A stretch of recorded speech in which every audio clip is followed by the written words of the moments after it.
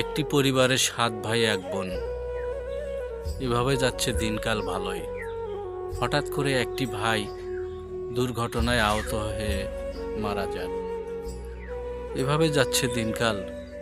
ভাই একজনকে হারিয়ে ৬ ভাই মিলিয়ে ১ বোনকে নিয়ে চলছে। হঠাৎ করে একদিন বাবাও গেল মারা। ৬ ভাই ১ বোন খুব আত্মহারা হয়ে গেল। এভাবে তাও কোনো রকম দিনকাল যাচ্ছে।